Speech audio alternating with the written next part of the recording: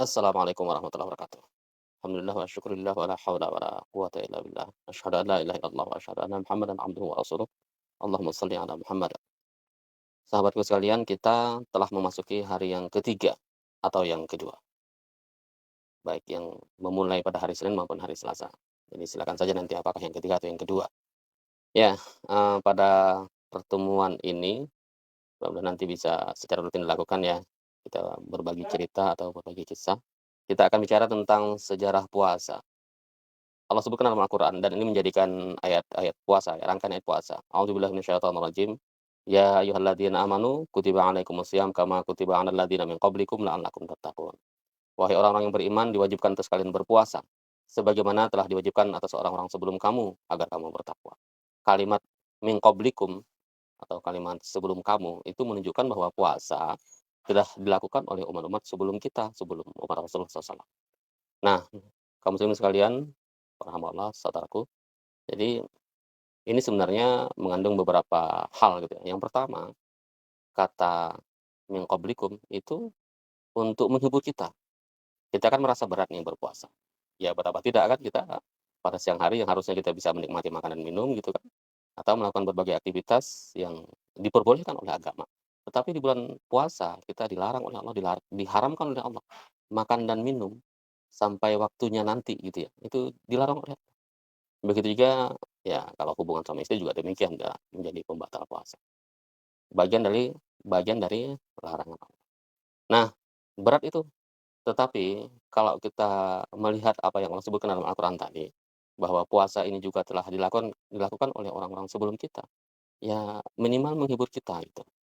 Bahwa mereka juga melakukannya, melakukan puasa, menghindarkan diri dari hal-hal yang membatalkan puasa, terutama tidak makan dan minum pada waktu-waktu yang telah ditentukan.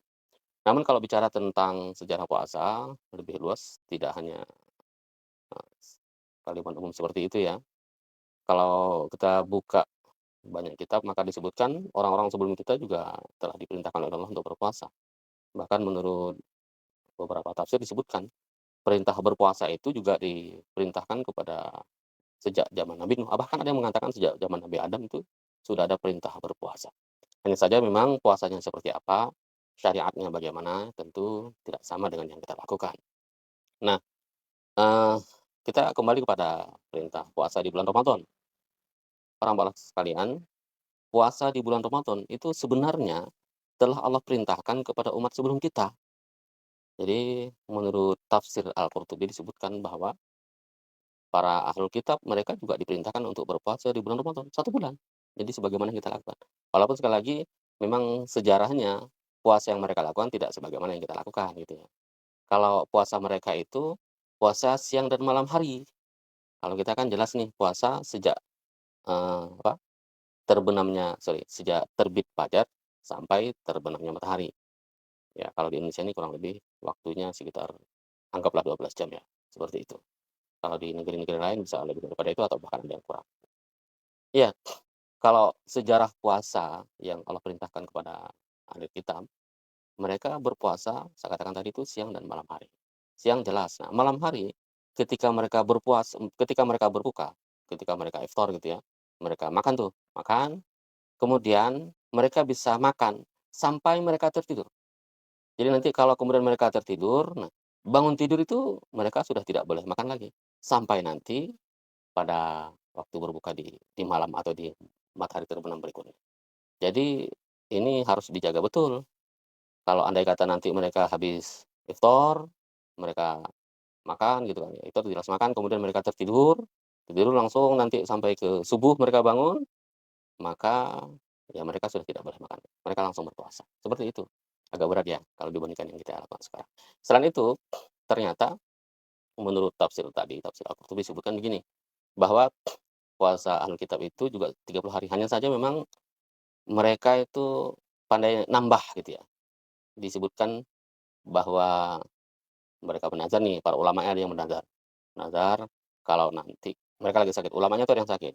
Kemudian mereka bernazar andai kata nanti mereka sembuh dari sakitnya, maka mereka bernazar untuk menambah puasa Ramadan itu. Ada yang bernazar 10 hari, jadi menjadi 40 hari. Bahkan ada lagi yang menambahkan, ada lagi yang sakit ulama yang lain. Kalau gitu saya tambah lagi 10 hari, menjadi 10 hari. Jadi genaplah mereka berpuasa selama 50 hari. Jadi bukan hanya bulan Ramadan tuh berarti tak ada tambahannya. Kemudian Ramadan itu sebenarnya salah satu makna Ramadan itu panas membakar gitu ya. Itu berhubungan dengan, apa, karakteristik bulan Ramadan yang sering kali terjadi pada musim panas. Sehingga ketika itu mereka berpuasa di musim panas, menyengat, tentu lebih berat. Akhirnya mereka bersepakat untuk memindahkan puasa Ramadan di bulan semi. Jadi bukan di bulan Ramadan. Puasanya diperintahkan 1 bulan di bulan Ramadan, mereka tambah menjadi 50 hari, terus mereka pindahkan di waktu yang lain, di bulan yang bukan Ramadan gitu ya, di bulan semi gitu. Jadi anggaplah lebih ringan. Tetapi ini memang mengubah perintah Allah Subhanahu wa taala. Selain itu, ada juga yang mengatakan menurut masih dalam tafsir Al-Qurtubi ya, bahwa, orang-orang terdahulu itu, umat terdahulu, mereka terbiasa saking merasa bahwa bulan Ramadan ini atau puasa bulan Ramadan ini puasa yang sangat istimewa, sehingga mereka membiasakan menambah sehari sebelum dan sesudahnya. Jadi ada puasa permulaan gitu ya, seperti prakondisi anggaplah begitu. Jadi mereka 1 hari sebelum puasa Ramadan itu dilaksanakan, mereka tambah 1 hari untuk pengkondisian. Begitu juga nanti begitu selesai puasa, mereka tambah lagi 1 hari, juga untuk pengkondisian. Nah, ternyata ini juga berlanjut, ini menurut pendapat versi yang lainnya. Ini terus berlanjut. Pada masa berikutnya, ulama lain nambah lagi, sampai masa mereka berpuasa itu menjadi 50 hari. Jadi lama, akibat tambah menambah itu, dari masa ke masa. Nah, oleh karena itu, Rasul sangat melarang sebenarnya kita berpuasa di hari yang meragukan, itu tidak boleh, bahkan hukumnya haram. Makanya kita harus pasti benar nih, ketetapan 1 Ramadan itu harus jelas gitu ya. Ya kalau di Indonesia ini ketetapan sedang isbat oleh Kementerian Agama. Tapi kalau pendapat yang lain atau harokah yang lain silakan saja sesuai dengan keyakinan masing dan ilmu yang diketahui gitu kan. Nah kalau kita di Al-Jamaah, ya tentu, sedang isbat di kalangan jamaah, imam telah menetapkan, telah terlihat hilal di belahan dunia yang lain, maka kita amalkan puasa Ramadan, seperti itu. Iya, kemudian apakah puasa hanya dilakukan oleh kalangan, eee, hamba-hamba Allah di agama samawi? Enggak juga sebenarnya. Banyak kalangan yang melakukan puasa kan. Bahkan kita lihat sampai sekarang tuh ada orang-orang Hindu, katakanlah begitu gitu ya, yang mereka banyak berpuasa juga. Sampai sekarang setahu kita, teman-teman kita, saudara kita dari kalangan Nasrani dan bahkan mungkin Yahudi, mereka juga melakukan puasa. Walaupun mungkin syariatnya, tata caranya berbeda. Kemudian juga kalau kita lihat bagaimana beberapa riwayat menyebutkan bahwa Rasul ketika di Mekah itu orang-orang Arab bahkan, orang-orang Arab Mekah itu mereka berpuasa Asyura. Ya, sekali lagi, meskipun tata caranya beda-beda gitu kan. Mereka berpuasa juga. Kemudian ketika Rasul hijrah ke Madinah, mereka para sahabat melaporkan kepada Rasul bahwa orang-orang Yahudi itu berpuasa 1 hari pada hari yang ke-10 di bulan Muharram. Maka Rasul perintahkan kepada kaum muslimin untuk berpuasa di hari yang ke-10 di bulan Muharram itu. Bahkan Rasul katakan boleh, mendahului dengan hari sebelumnya dan hari setelah. Bahkan itu menjadi puasa yang wajib. Sebelum Allah perintahkan puasa Ramadan, puasa Asyura itu adalah puasa yang wajib, karena itu Rasul perintahkan kepada para sahabat. Hanya saja memang itu dilakukan tahun pertama Hijriah ya, karena tahun kedua Allah telah perintahkan mereka untuk, berpuasa di bulan Ramadan. Perintah puasa Ramadan itu Allah turunkan ayatnya pada bulan Sya'ban tahun kedua Hijriah. Artinya Rasul di tahun kedua di Madinah, seperti itu.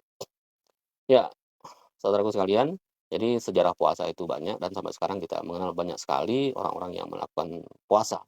Baik barangkali ada yang pengobatan atau mungkin juga ada yang diet segala macam. Nah, Islam ini Masya Allah, Islam memberikan syariat kepada kita. Rasul mencontohkan kepada kita puasa Ramadan. Puasa 1 bulan penuh. Puasa yang betul-betul sejalan dengan fitrah kita. Ini puasa yang menyehatkan gitu ya. Karena kalau kita lihat bagaimana hikmah puasa, ya selain kita mendapatkan kesehatan ruhiyah gitu ya. Allah janjikan kepada kita ketakwaan, keimanan yang meningkat, juga hikmahnya bagi tubuh kita itu Masya Allah, kita bisa membuang racun-racun toksik, toksin yang ada di dalam tubuh kita. Teman-teman sekalian, kita kalau mau jujur, kita ini setiap hari makan racun gitu kan. Coba lihat, makanan kita yang tidak terkontaminasi itu apa? Hampir semuanya ada. Mau kita bahas mulai dari beras gitu ya, beras banyak tuh racunnya tuh. Masya Allah, maksudnya ya racun banyak juga teman-teman, mereka penjual-penjual barangkali gitu yang nakal-nakal juga mencampur beras dengan pengawet lah, segala macam, atau pemutih gitu ya. Terus banyak lagi lah kalau mau kita bahas. dalam kajian berbeda barangkali teman-teman yang dari, ahli nutrisi, ahli gizi bisa menjelaskan itu betapa banyak zat-zat yang tidak layak, tidak sehat gitu ya yang dicampurkan dengan makanan. Nah, masuk ke dalam tubuh kita, ini Masya Allah kita bersyukur kepada Allah, Allah wajibkan kita, dalam tanda kutip nih, Allah paksa kita nih untuk menahan diri dari hal-hal yang membatalkan puasa, terutama makan dan minum. Nah ini secara hikmah fisik dapat menimbulkan kesehatan, dapat meningkatkan kesehatan kita, karena zat-zat toksik kita keluar dari tubuh kita. Setidak-tidaknya selama 30 atau 29 hari, kita menjaga pola makan kita, kita berikan kesempatan kepada tubuh kita untuk melakukan healing, perbaikan, mengeluarkan zat-zat racun yang ada di dalam tubuh kita. Ya saudaraku sekalian, kemudian yang berikutnya, masih terkait tentang sejarah puasa ya. Puasa orang-orang terdahulu, mereka dilarang untuk makan dan minum, tadi saya katakan orang-orang ahli kitab gitu ya, makan dan minum di siang dan malam hari. Juga mereka dilarang untuk melakukan hubungan suami istri di malam hari, tidak boleh. Jadi lumayan juga kan, 1 bulan penuh itu tidak boleh menyantuni istri, atau istri tidak boleh mendatangi suami, maksud dalam tanda kutip ya. Tidak ada hubungan suami istri baik siang maupun malam. Ya ini memang lumayan mengekang gitu. Jadi Allah sebutkan dalam Al-Quran itu rangkaian ayat puasa bahwa diperbolehkan bagi kaum muslimin untuk mendatangi istrinya di malam hari. Jadi ketika waktu berbuka, maka kita diperbolehkan untuk melakukan kegiatan suami istri di malam hari. Seperti itu. Bahkan kalau kita lihat tarikh bagaimana Rasul menyebutkan beliau, mandi wajib ya ketika apa, adzan sudah berkumandang gitu ya. Artinya begini, boleh saja kita mengakhirkan untuk mandi wajib, tidak masalah. Tapi memang sholat malamnya qiyam Ramadan sudah kita lakukan, jangan pula tidak, kalau tidak nanti berarti kita melalaikan itu. Jadi silakan saja malam hari itu Allah berikan kemudahan kepada kita, keleluasaan kepada kita untuk melakukan kegiatan, suami istri seperti itu. Jadi puasa tetap dijalankan, terus makan minumnya tetap boleh pada waktu yang diperbolehkan setelah berbuka puasa, termasuk hubungan suami istri juga boleh dilakukan, sebagaimana sunnah gitu kan diperbolehkan. Allah sebutkan dalam Al-Quran agar kita laksanakan syariat, tetap jaga kesehatan kita, tetap sesuai dengan fitrah. Kekangan memang dikekang tetapi sesuai dengan koridor fitrahnya. Nah itulah Islam, agama yang sempurna. Inilah barangkali sahabatku sekalian pada pagi hari ini, kajian kita tentang sejarah puasa. Mudah-mudahan esok hari atau hari-hari berikutnya nanti kita akan kembali menyampaikan hal-hal terkait tentang puasa.